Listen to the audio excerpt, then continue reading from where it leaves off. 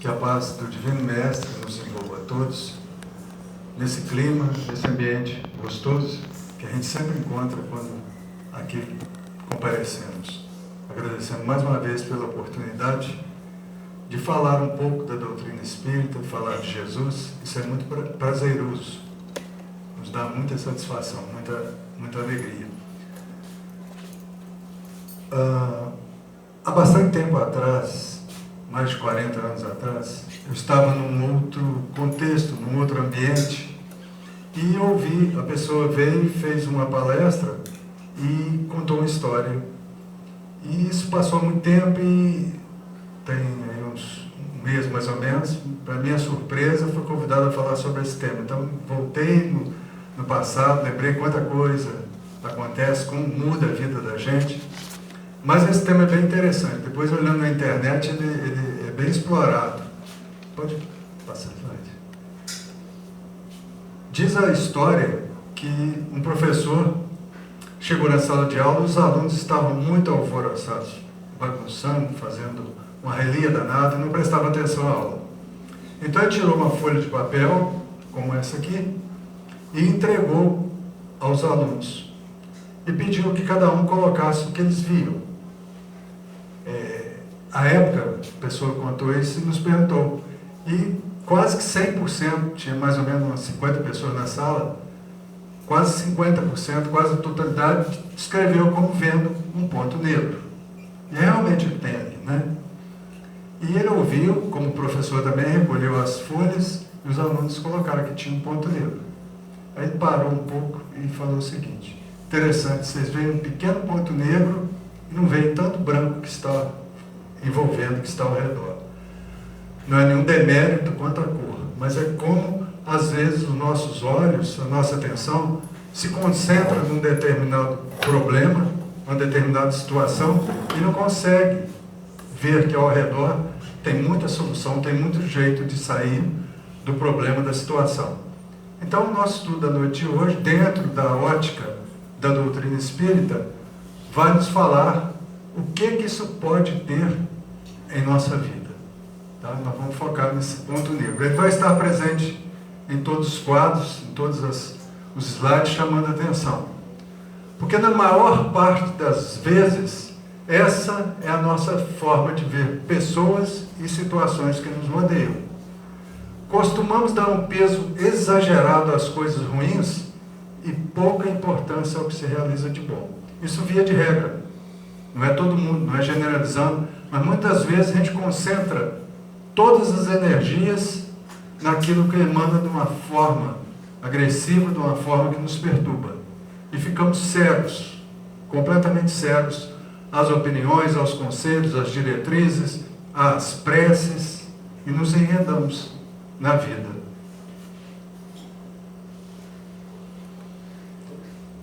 Às vezes, quantas vezes nós temos um amigo, quem diz que é o nosso irmão, né? É mais do que um irmão, nos trata com cortesia, com afabilidade, e num dado momento, numa situação, ele nos trata de uma maneira um pouco diferente e pronto. Tudo que tinha até então cai por terra e nós passamos a ficar indignados e não enxergar nessa pessoa que antes ou até então era nosso amigo, uma pessoa completamente envolta em penumbra, em nuvens escuras. Isso acontece muitas das vezes no nosso dia a dia. É como se os nossos olhos, então, pudessem ver nessa pessoa apenas um pequeno ponto negro. Não levamos em conta a possibilidade de que esse nosso amigo, esse nosso companheiro, nosso irmão camarada, possa, sim, estar precisando de nossa ajuda, de nosso auxílio. Não nos damos conta que talvez ele esteja com dificuldades e por esse motivo nos tratou de forma diferente, por esse motivo está mal-humorado, por esse motivo pode estar até mesmo sendo mal educado conosco. A gente faz o quê? Chuta o balde, né? Então assim costuma acontecer com a gente. E se nós pararmos e pensarmos, em grande parte da vida, nós nos tornamos muito exigentes com o outro. O outro entenda todo o nosso próximo. Dentro de casa, no lar, no convívio, na sociedade, no trabalho, em relação ao nosso chefe, aos nossos subordinados, aos nossos colegas. De repente nós tomamos atitude de exigência em relação ao outro, quando na verdade o que nós precisamos é entender que às vezes, quando nós estamos nessa situação, nós exigimos que o outro nos tolere, que suporte o nosso mau humor, nossa falta de cortesia e muitas das vezes nossa falta de educação. Tem uma história, hoje eu vou dar uma de Delano, viu? Contar as historinhas. Tem uma história muito interessante. Aqui a gente vê um casal de idosos, né? Abraçadinhos, né? Como namorados. E esse casal tinha netos, né? Netos é a alegria da casa da gente, né? Quando a gente chega na idade madura, né? A gente começa a curtir os netos. E os netos trazem muita alegria e são muito observadores. Então, um netinho, né, desse casal chegou perto da vovó e falou: vovó, eu vejo umas coisas, tem hora que meu avô é tão ranzinza, tão, às vezes, não digo mal educado, mas tão bravo. Como é que só tolera esse homem assim? Tem mais de 60 anos que vocês estão casados, como é que só tolera esse homem assim, desse jeito? E ela falou, dá um pequeno clique. Ela falou o seguinte: olha, eu uso uma estratégia com ele. Eu tenho, mentalmente, eu trabalho com uma balança de 2 pratos, igual aquela ali. E sempre, durante o dia, eu vou colocando num lado da balança as coisas boas que ele faz comigo, o carinho que ele tem comigo, de também me suportar. E do outro lado, eu coloco os azedumes dele, o mau humor, as atitudes dele que você está reclamando, eu coloco. E no fim da tarde, chegando à noite, eu vejo que sempre a balança pesa do lado das boas ações, das boas atitudes dele. Então, por esse motivo, que a balança sempre pesa desse lado, eu relevo as coisas ruins ou desagradáveis que ele possa fazer. Então, isso nos ensina que nós também devemos trabalhar com a balança do nosso dia a dia, pesando as atitudes, comparando e ver como é que o nosso dia a dia funciona. E o nosso dia a dia, a nossa semana, o nosso mês. Porque, infelizmente, tem gente que já levanta com o pé esquerdo, né? Já levanta mal-humorado e assim vai o dia inteiro. E às vezes, ela disse para o netinho, às vezes a gente tem que aferir a balança para ver se ela não está desregulada. Porque muitas das vezes a balança pode pender para o outro lado porque ela está mal regulada. Essa balança não é nada mais do que o nosso pensamento. Às vezes nós deixamos desregular o nosso pensamento e só tendemos para as coisas ruins. Aí realmente o dia fica difícil, fica complicado de levar em frente.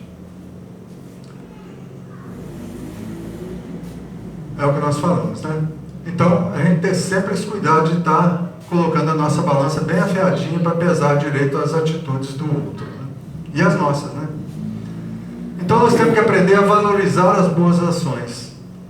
E não podemos fazer como o tal aluno da história que só via o ponto negro no centro da página em branco. Não focava só na coisa negativa.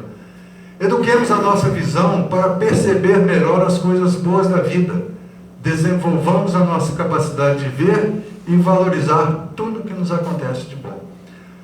Se nós fizermos um balanço todos os dias, ao final do dia, a gente vai ver que durante o dia nos acontecem muito mais coisas de bom do que de ruim. Mas às vezes, quando nós focamos no ponto negro, nós supervalorizamos qualquer aborrecimento que a gente tenha tido durante o dia e deixamos tudo de bom de lado. Deixamos de quê? De ser felizes. Deixamos de usufruir as alegrias da vida em todos os sentidos.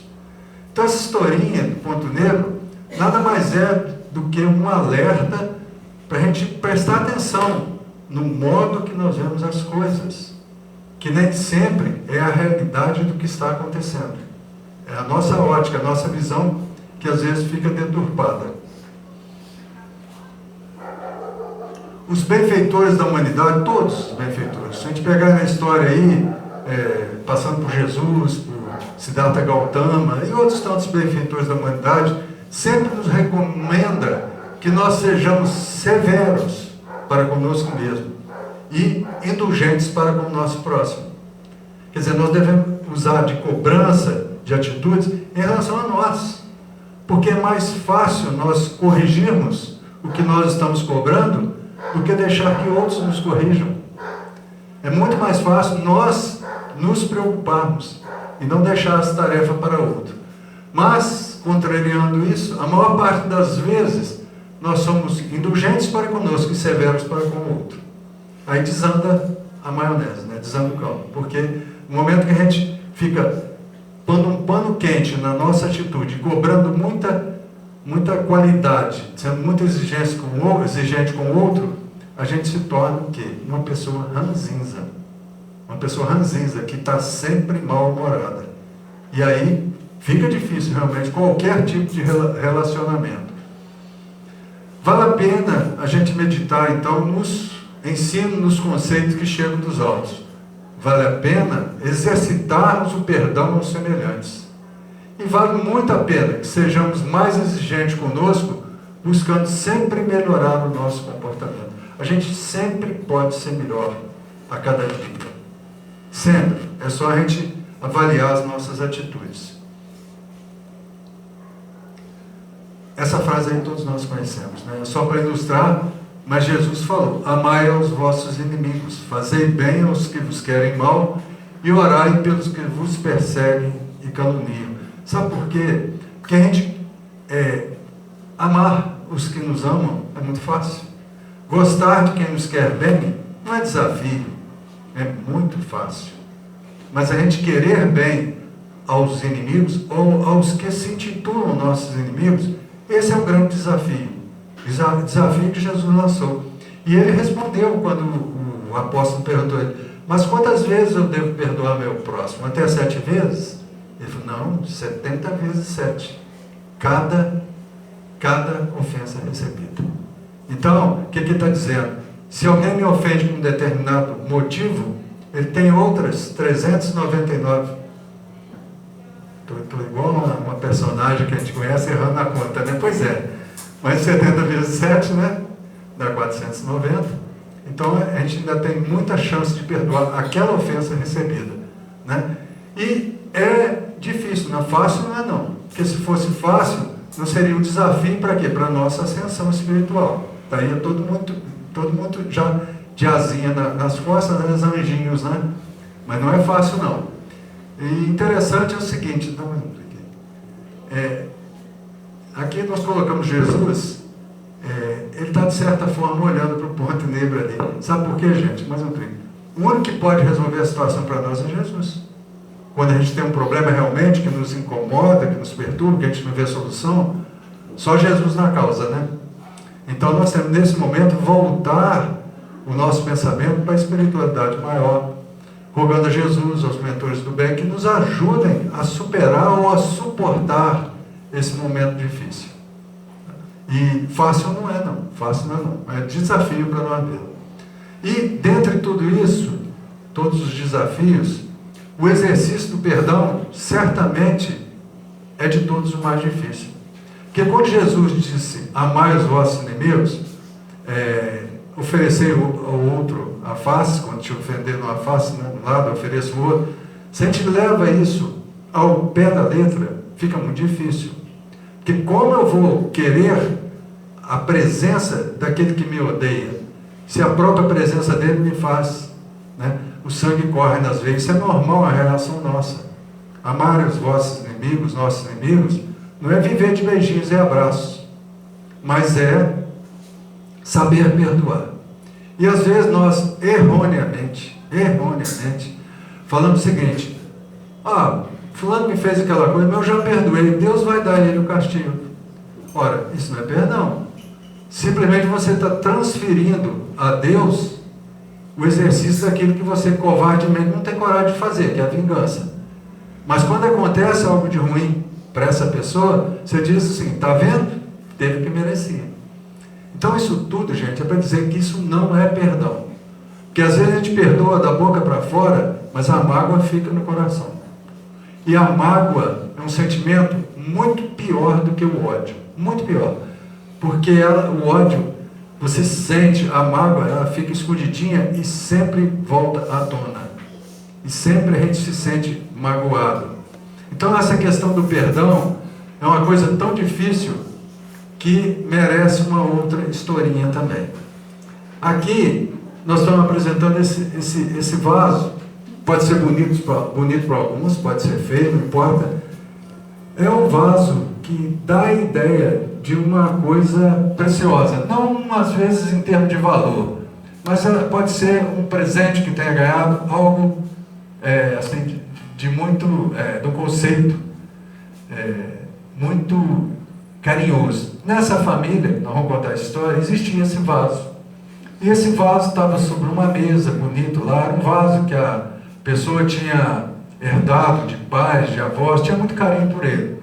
Ali tem um menino com uma bola dentro de casa. O que a gente imagina? Essa história não vai terminar bem, né? Não vai terminar bem. E a mãe sempre zangando com ele: menino, para de jogar bola, você vai acabar me quebrando o vaso, vai acabar fazendo isso. Ele: não, pode deixar, mãe, eu sou melhor do que o Neymar, eu sei fazer as coisas. Foi indo até um dia, não teve jeito, né? O vaso virou 1000 cacos. Ele chutou a bola bateu no vaso, quebrou. E tem um ditado antigo que vaso quebrado não se conserta, né? Não tem jeito, acabou. E ela ficou muito aborrecida com aquilo, botou o menino de castigo, deu uns tapas nele e tal. O menino ficou invocado, que a mãe dele, por causa de um simples vaso, tinha batido nele, e etc. e tal. O fato é que volta e meia, um ou outro lembrava com raiva daquele episódio. Ah, meu vaso estava tão bonito naquele lugar, não está mais. Ao menino: eu deixei de fazer isso, minha mãe me botou uma semana de castigo, não podia ir ao cinema, não podia ir, a vida rolou. Esse menino cresceu, passou muito tempo, começou a namorar, casou, teve filhos. E um belo dia, já muito tempo passado, ele vem visitar a mãe dele, né, os pais, né? E chegaram e tal, ele olhou no cantinho, assim, no vaso: mãe, tá lembrado daquela coça que você me deu? É danado. Aí começaram a rir do negócio. Ali, naquele momento, aconteceu o perdão. Porque eles não tinham se perdoado um ao outro. Não tinham raiva, mas o negócio estava guardado. Por que aconteceu o perdão? O vaso continuou quebrado. Os tapas continuaram, não tinham saído, não tinha jeito. Os programas que ele queria fazer, a saída, perdeu. O que aconteceu, na verdade, para ter existido o perdão de fato? Eu estou falando um caso bobo, mas às vezes na nossa vida acontece isso. A gente não saber perdoar, por causa de uma coisa muito simples. Quando eles começaram a rir da situação, o que eles fizeram? Desvalorizaram o que tinha acontecido. Perdeu o valor, virou uma piada. Então, quando nós não conseguimos perdoar uma ofensa recebida, é porque nós estamos dando demasiado valor ao fato. Aí fica difícil de perdoar. Mas se a gente começa a rir da situação, ou fazer aquilo ter um outro peso, o perdão acontece de uma forma natural. E a gente pode observar que isso vale para tudo na vida. A gente desvalorizar as coisas ruins e enaltecer o bom. Então, é uma simples historinha para mostrar que o perdão é possível de ser exercido, desde que a gente tenha consciência das vantagens de fazê-lo. Então, o segredo é esse: desvalorizar a ofensa recebida. Agora, nós, espíritas, temos umas posturas durante a vida muito equivocadas. Muito equivocadas. Nós vamos ver uns exemplos ali, vamos pensar se a gente nunca ouviu alguém falar desse jeito, agir desse jeito, ou às vezes nós mesmos agirmos. Por exemplo, nós temos que separar, a gente fala muito em resignação. Nós temos que ser resignados com a situação, com uma doença incurável. Às vezes nós temos que ser resignados. Agora, resignação não significa acomodação. Se nós temos um problema, uma situação difícil em relação a uma pessoa, que se torna de repente nosso adversário, dentro de casa, por exemplo, nós podemos ter resignação de entender que isso pode ser coisa de vida passada, mas não podemos nunca cruzar os braços e dizer não tem jeito mesmo, porque tem jeito, depende de atitudes, mas nós erramos nisso. Outra coisa, numa determinada situação qualquer, nós deixamos o enfrentamento da situação para amanhã. Digamos o seguinte: hoje não tenho tempo, então amanhã eu vou procurar o meu irmão que me ofendeu, no fim do ano eu vou fazer um regime, vou entrar para a academia. Nós somos assim, né? Hoje não, domingo não, segunda-feira, mês que vem. E nós vamos adiando as coisas, as atitudes que a gente deve tomar em relação a qualquer coisa, deixando para depois. E às vezes o amanhã não acontece. Às vezes o amanhã não acontece. Às vezes a gente perde a oportunidade de reatar com determinadas pessoas dentro da nossa família, deixando para amanhã. Quantas pessoas dormem e não acordam? Quantas vezes a gente vê isso, né? Então o amanhã é uma incerteza dentro da nossa vida corpórea. Esperamos também que o outro dê o primeiro passo. A gente diz o seguinte comodamente: eu já fiz o que podia, agora é ele que faça alguma coisa. Quer dizer, transferimos para alguém algo que talvez, pelos conhecimentos da pessoa, ele não tenha condições ou competência de fazê-lo. Temos preguiça. Tem um ditado antigo que diz: o que não tem remédio, remediado está. Isso é preguiça, né? Transferimos o problema, pior ainda. Quantas vezes a gente ouve você falar: deixei os problemas nas mãos de Deus, né? Primeiro que Deus não tem mão, né? Mas é como se a gente colocasse nas mãos de Deus a solução para os nossos problemas. Não é por aí. A gente deve pedir ajuda, mas temos que fazer a nossa parte. Não adianta cruzar os braços, que não vai resolver. Tem aquela história que todo mundo conhece, né? De uma enchente muito forte, e que a pessoa foi subindo, estava no telhado da casa, e passava o bombeiro com barco e tal, para tirar. Não, eu confio em Deus, Deus vai me salvar. E foi até que a enchente veio, cobriu e ele morreu. Aí chegou do lado de lá e foi reclamar: mas a vida inteira eu confiei em Deus, você não me ajudou. Ele falou: não me ajudou como? Mandei socorro, quantas vezes você me deu ouvidos? Então nós temos que fazer a nossa parte. E a pior coisa, a pior solução é o que nós espíritas fazemos quando tomamos consciência de um determinado defeito que a gente tenha, seja qualquer. Pode ser um defeito de vício, de qualquer vício que vocês queiram escolher, que nós queiramos escolher. Pode ser um vício de tratamento em relação ao outro, um vício da fofoca. Nós deixamos o seguinte: na outra encarnação eu resolvo isso. É uma atitude infeliz, desculpe a expressão, burra, porque a gente está simplesmente adiando o encontro com a felicidade. Se a gente permanece no erro, a gente está deixando de progredir. Consequentemente, nós estamos optando por uma outra encarnação tão ou mais problemática do que essa. Então, tomando consciência que estamos errados em determinado ponto, vamos corrigir de uma vez. E às vezes a gente fala: na próxima encarnação eu resolvo, como se fosse desse jeito a próxima encarnação. Dizem que a fila de espíritos para encarnar está maior do que a fila do SUS, né? Está maior do que a fila do SUS. Porque realmente, cada vez mais a gente vê que as famílias, por vários motivos, né, pela situação atual, restringem o número de hoje. Não tem ninguém que é doido de ter 10, 15, 20 filhos, igual antigamente. Então, o próprio processo reencarnatório, a fila de espera é muito grande. Então nós falamos que amanhã, na próxima encarnação eu resolvo, a gente não sabe quando será a próxima encarnação. Vamos lá, meu copiloto. O ponto negro, nós vimos o ponto negro até agora em relação ao outro, né? Falamos do outro em relação a nós mesmos. Tem uma outra historinha muito interessante. Dá só mais um clique. Tinha um pai que tinha 2 filhos.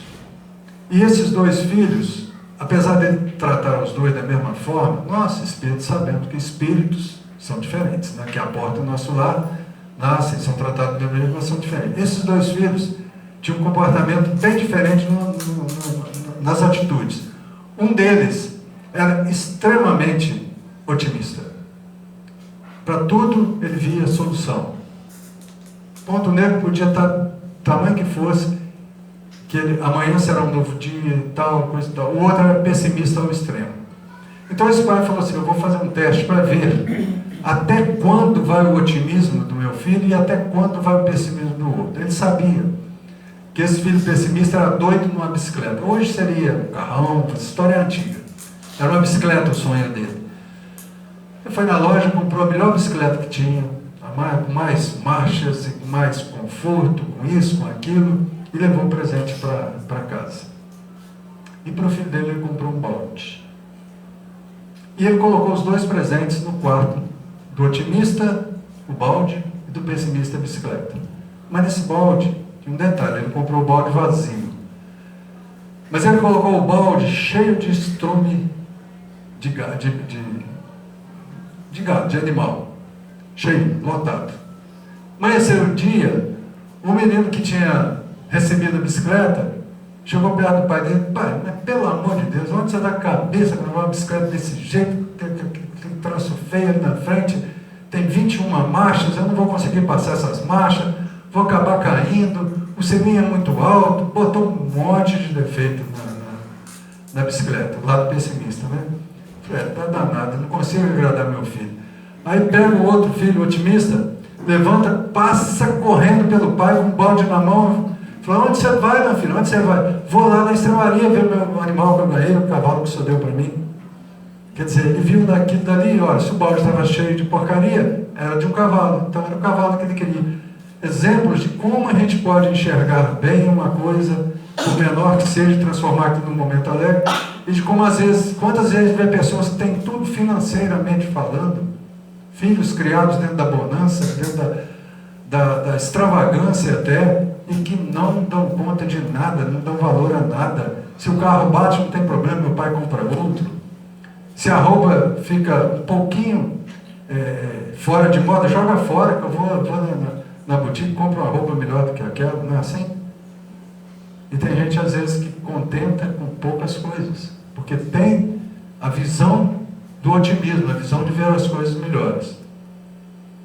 É a história, né? E nós devemos parar e perguntar, na nossa vida, no nosso dia, nós somos mais pessimistas ou mais otimistas nas nossas atitudes, né?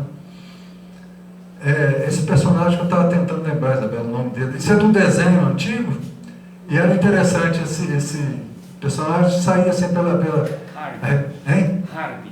Hardy, né? Então acertei, Isabel, Hardy. E ele ficava só desse jeito, ô céus, ô vida, ô azar, eu sei que não vai dar certo. A gente conhece esse personagem na nossa vida, no nosso dia a dia, não conhece? Tem muitos Hardys, por Leopoldina, por Cataguases, a gente vê muitos esses Hardys, que nada está bom. Então já amanhece o dia com aquele azedume, e aí não tem jeito de dar certo. Não tem jeito de dar certo mesmo. Então isso aí tem que correr para não acontecer com a gente. Quer ver outro? Às vezes a gente encontra com a pessoa, né? E aí, como é que está o dia? Como é que você está? Psicologicamente eu estou triste, fisicamente cansado, financeiramente zerado e mentalmente confuso. Você conhece alguém assim? Que a gente pergunta como está aí, está danado. Em casa está isso, eu estou com isso, estou com a dor de estômago, estou com aquilo outro, meu pé está cansado, está doendo, e vai por aí fora. Às vezes a gente até cruza, né? Sai da calçada, passa para o outro lado para encontrar com a pessoa. É falta de caridade? Não sei até que ponto que é, mas tem pessoas que são azedas desse jeito, né? São azedas, não tem jeito, é complicado. Então, gente, o que acontece na nossa vida? A gente começa vendo um ponto negro e vai valorizando esse ponto negro em excesso. De repente aparece um outro. Se o ponto negro é uma situação financeira, de repente aqui gera também uma situação de doença, que não tem jeito. Você pensa negativo o tempo inteiro, o fígado vai sofrer, o coração vai sofrer, alguma coisa vai acontecer. E aí começa, tem esse problema, tem aquele outro, tem problema no trabalho, tem problema com a minha mulher, meu marido, meus filhos, meus netos, e vai crescendo, a vida vai ficando cheia de ponto negro. E sabe o que acontece? Esses problemas começam a se aglutinar e formar esses conjuntos de problemas de várias origens, um problema financeiro se alia outro, etc. E a nossa vida fica uma situação cheia de problemas, de toda sorte, de toda grandeza, de toda magnitude. E a coisa vai evoluindo negativamente a tal ponto que esses problemas, esses pontos negros se fundem e vira tudo um grande ponto negro na vida. E se nós não dermos jeito nisso, acontece o seguinte, vira uma escuridão total. Uma escuridão total. Um poço sem saída. Então, quando aparecer um pequeno ponto negro, não vamos dar relevância a isso, vamos tratar de eliminá-lo. E parar com esse problema. Eu sei, nós sabemos que um problema de saúde preocupa, a falta de dinheiro, o relacionamento difícil com o familiar, a decepção com o amigo, mas os pontos negros são mínimos em comparação com tudo aquilo que temos diariamente, mas infelizmente são eles que povoam a nossa mente. Nós perguntarmos aqui, a qualquer um aí, fizer essa pergunta, você é rico? A gente logo vai dizer, não, eu sou remediado. Se for financeiramente falando, a resposta pode até estar correta, mas perante a vida, nós somos muito ricos, nós que estamos aqui. Sabe por quê, gente? Quantos neste momento não podem se locomover sequer? Estão presos a uma cama. Quantos que não enxergam o dia? Quantos que nascem já nessa situação de nunca enxergarem nada na vida? De não poderem caminhar. E às vezes nós reclamamos do trabalho. Quantos, não vamos nem falar de defeitos físicos, quantos nesse momento estão desempregados? Quantas famílias em dificuldade? Então, gente, nós somos ricos, sim, sim. Nascemos num país, pode ser complicado, mas é um país alegre. É um país que, às vezes, nós estamos mal-humorados, etc., mas tem um jogo da seleção, nós vamos assistir, vamos distrair um pouco, né? E vai por aí afora. Então, quando nos perguntarem, você é rico? Diga, sim, eu sou rico, porque Deus me presenteia a cada dia. Olha que coisa maravilhosa, quando a gente, de manhã, a gente abre os olhos e sente que estamos vivos. Estamos tendo a permissão de amanhecer num dia para continuar esse nosso processo de evolução, de crescimento espiritual. O nosso corpo é a maior maravilha que existe. Tem gente que nega Deus. Faça alguém como qualquer um de nós. Eu estava conversando com um preparador de academia. Ele estava falando, o nosso organismo é tão perfeito, às vezes a gente valoriza assim o que a gente tem costume de ver, as pernas, os braços, mas todo o nosso corpo, as células, os músculos, é tudo, gente, a partir de duas células que se unem e formam essa maravilha no nosso corpo. Nós somos ricos, nós somos belos, essa é a realidade da vida. Então nós temos que agradecer mais e achar com isso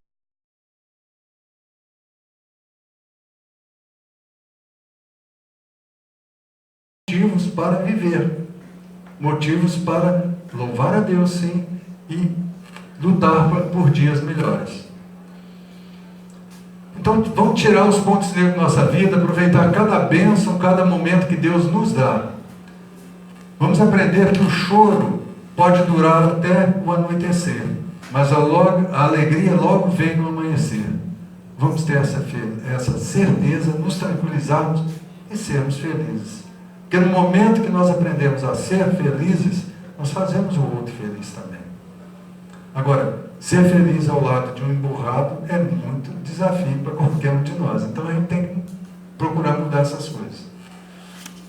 E aí, para terminar, nós vamos só encarar isso aí. Mudança de atitudes. Isso é necessário. A gente mudar atitudes na nossa vida. E o primeiro ponto é a gratidão.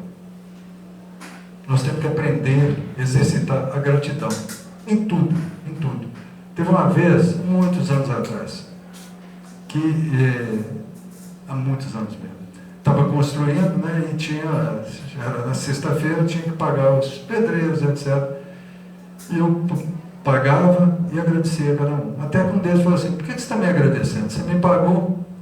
Eu falei, não, te paguei o seu trabalho, mas estou te agradecendo por você fazer algo que eu não sei fazer.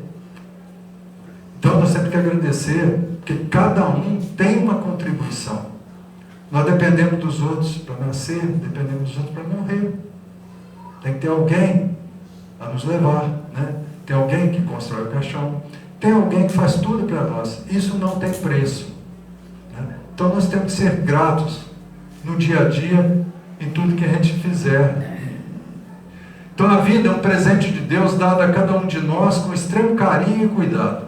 Temos motivos para comemorar sempre a natureza que se renova, os amigos que se fazem presentes, o emprego que nos dá sustento, os milagres que diariamente presenciamos. Que coisa mais maravilhosa do que a gente vê na zona rural. Eu sinto muita presença de Deus. Pega uma semente, um caroço de milho, põe na terra, cobre, aquilo gera quantas espigas com quanto milho. Isso é presença de Deus na nossa vida. Os pássaros cantando, as cores, a natureza é bela, é maravilhosa. Então nós temos que ser gratos por isso. Então nós temos que pensar isso. Todos os dias nós recebemos uma página em branco para escrever a história do dia que nasce. E vamos então agradecer por tudo isso, por tudo que merecemos. Aliás, nós temos que lembrar que às vezes o que nós pedimos não é tudo que nós, não recebemos tudo que nós pedimos, mas certamente é o que nós merecemos. Ou o que é melhor, é o que nós precisamos para a nossa evolução. Então não vamos chegar talvez a essa perfeição de agradecer por algo de ruim que acontece para a gente. Precisamos chegar a ter tanta exigência, mas entender se aquilo que está acontecendo, alguma razão lá, nessa ou em outra vida, né? Nada acontece por acaso. Então, nós temos uma folha em branco inteira para observar e aproveitar, mas sempre nos centralizando nos pequenos pontos negros. Saibamos escolher a cada despertar, ser feliz e fazer feliz o outro. Paz na alma, amor no coração, gratidão pela vida e fé na caminhada. Simples, simples, mas difícil de colocar em prática, né? Mas é por aí que a gente busca a felicidade. Então, finalizando com Joana de Ângeles, né, ela diz que o indivíduo, cada um de nós, né, é sempre o resultado dos pensamentos que elabora, que acolhe e que emite. O pessimista autodestrói-se, enquanto o otimista autossustenta-se. Para finalizar, tem um ditado muito interessante que diz o seguinte: às vezes, nós não podemos evitar que um urubu pouse em nossa cabeça, mas sempre nós podemos evitar que ele faça ninho. Então, muitas das vezes, quando vem um pensamento, que a gente sente, isso não é meu, esse pensamento não é meu, show, tira da cabeça. Se foi soprado por algum espírito que quer nos prejudicar, vamos pedir que ele seja acolhido, seja assistido pela espiritualidade. Nós vamos treinar a espantar da nossa vida os pensamentos ruins. É isso aí. Obrigado a todos. E até a próxima oportunidade, né? Deus quiser.